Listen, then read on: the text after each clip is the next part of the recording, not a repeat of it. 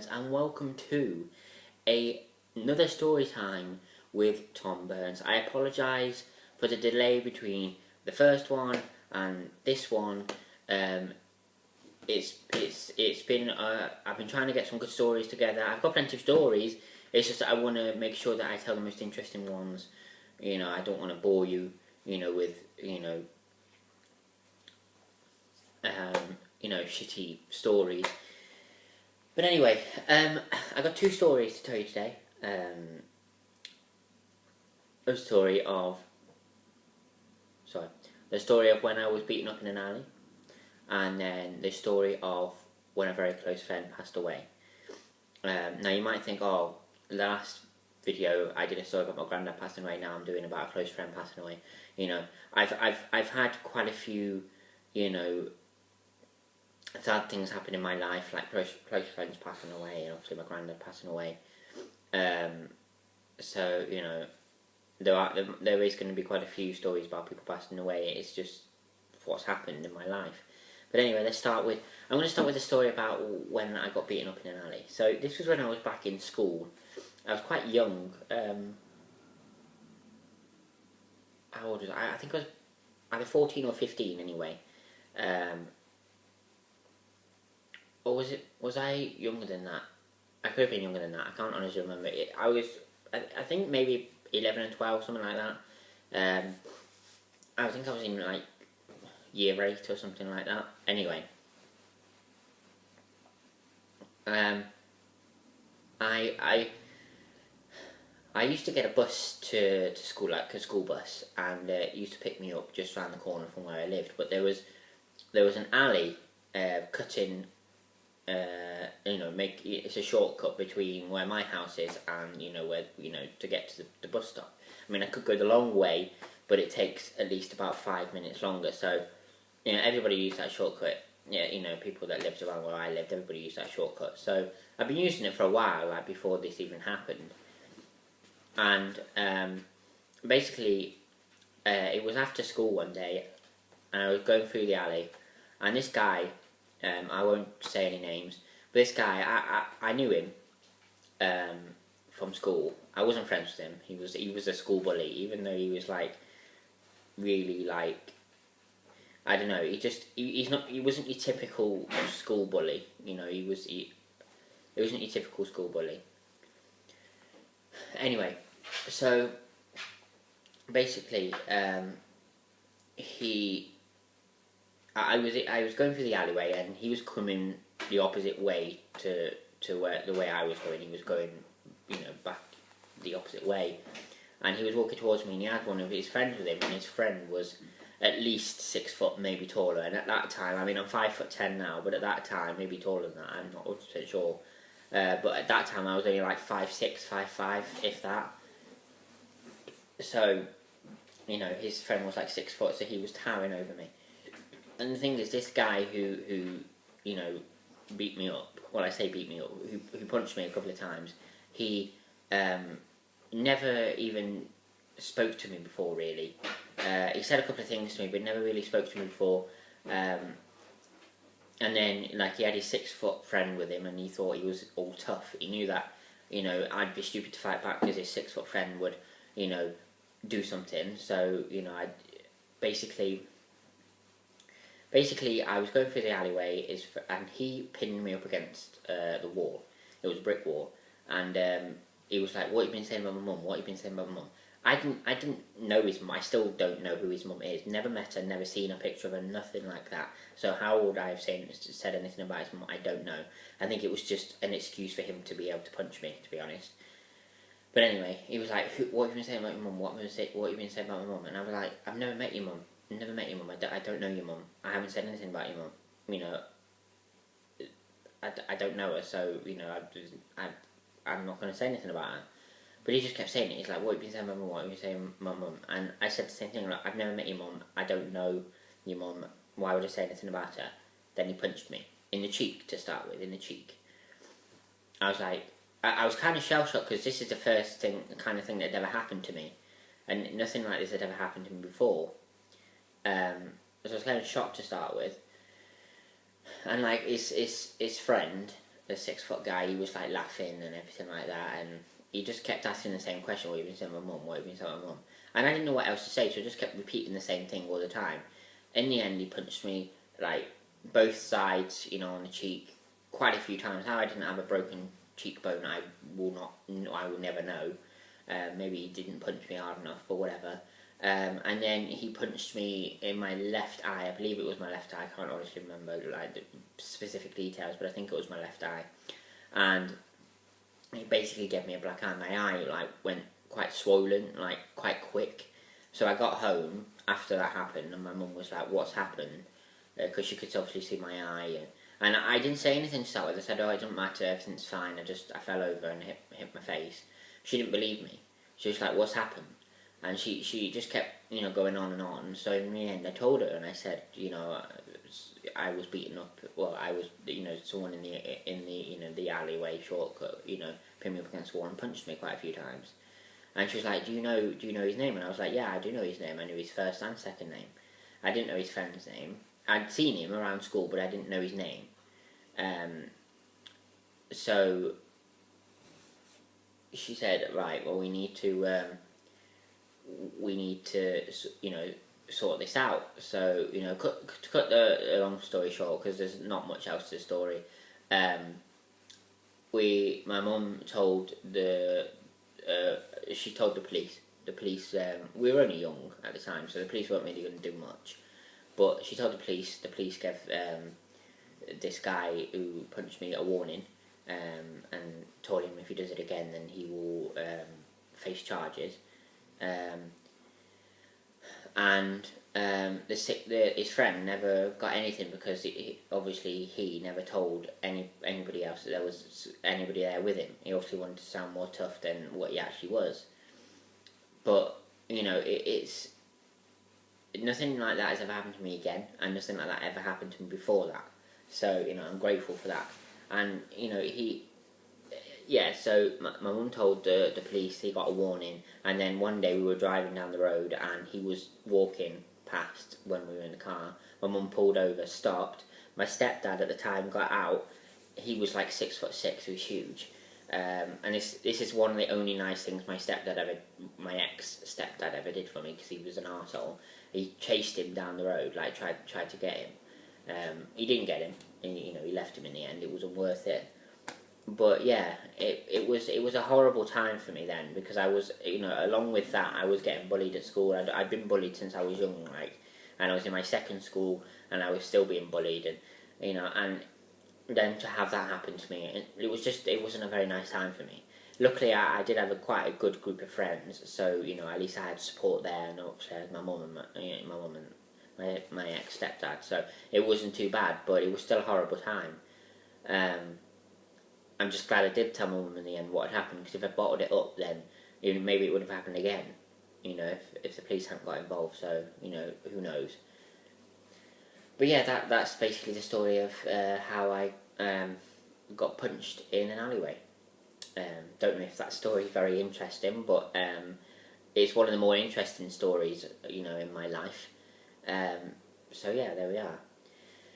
So going on to the next story about losing a close friend. Now, this close friend was my mum's friend, who happened to take me in when my mum moved away. I said I didn't want to move away, and I was in my last year of school, so my mum, she didn't know what to do. There was I was 15 at the time, or 16 at the time. I was about to start doing my GCSEs, and she wanted to move me away. Literally no point. I might as well have completed my GCSEs in the school. Well, actually, she moved away just before I was about to start my last year in school, so I was 15 at the time, and it was my last year of school where I was going to be doing my GCSEs, and there would have been no point to move me away. So in the end, she realised, look, there's no point moving him away. He'd probably do better in his GCSEs if I leave him in the school he's in now. So she did leave me in the school I'm in now. So, so she, this friend of hers, her name was Brenda. She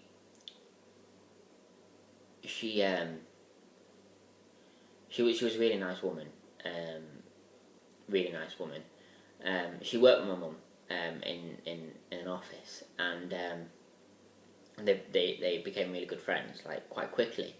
And this Brenda, she had at the time, I think she was about 7 years old. She had a 7-year-old daughter, and yeah, this Brenda, she took me in. Like, my mum didn't know what to do. She was like, how am I going to how is he going to be able to stay, where he is now to complete his GCSEs when I'm moving away? Where is he going to stay? So she took me in. She for that year that she took me in, she was like a second mum to me. She bought me food. She cooked me food. She let me stay in her house. She paid everything for me. I never had to pay anything towards anything. She was so brilliant. And it was one of the best years of my life. I have to say that she was such a laugh, and I enjoyed it immensely staying with her. And I was sad when it came to an end, but and during that time, I think I was 15 at the time.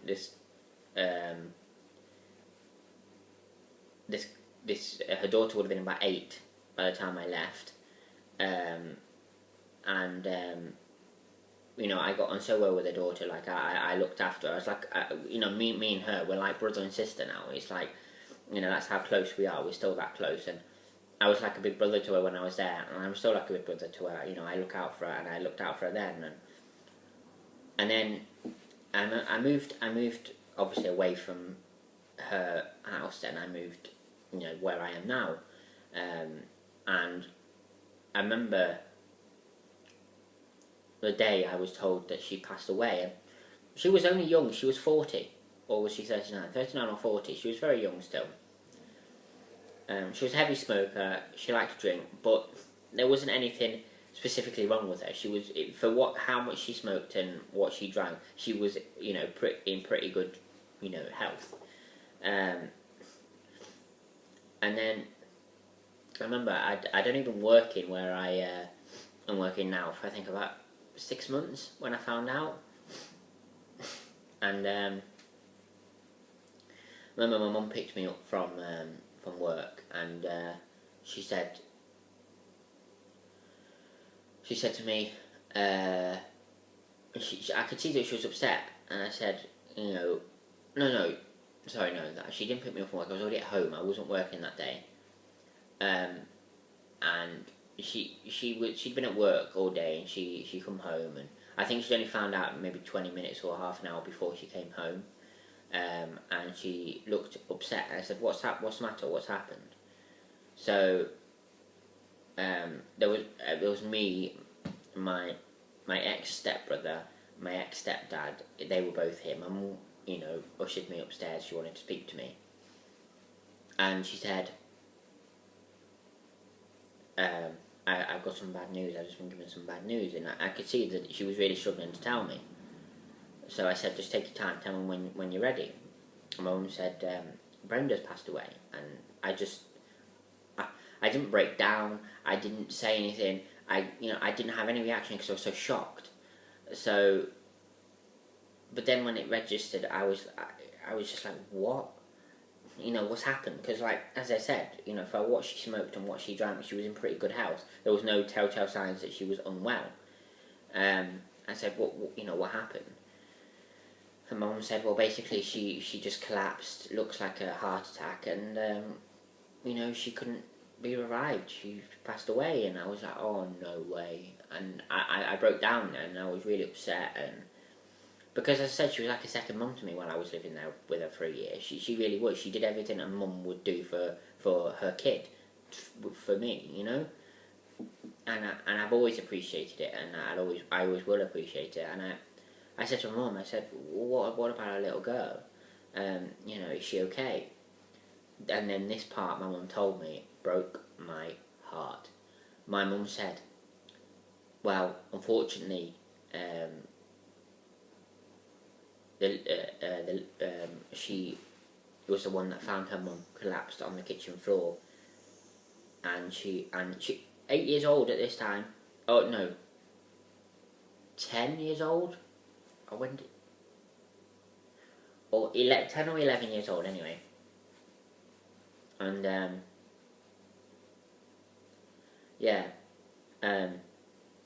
and she said, oh, unfortunately, she found her mum on the kitchen floor. She's the one that found her, and she phoned her uncle, Brenda's brother, and it was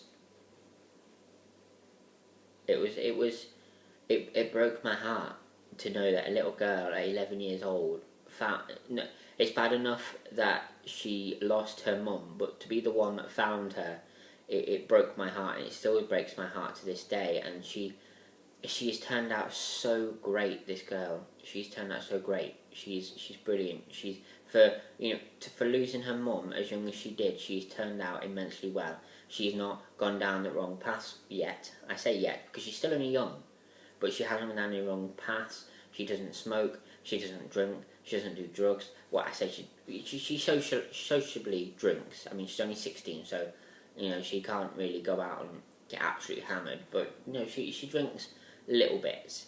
But she's turned out so well to say that she had such a shit thing happen to her, and it. Whenever I think about her mum and thinking about how she must have felt when she found her mum and the panic she must have gone through, and I put myself in that position. I think, what would I do? How would I react? And it just breaks my heart. It really does break my heart. And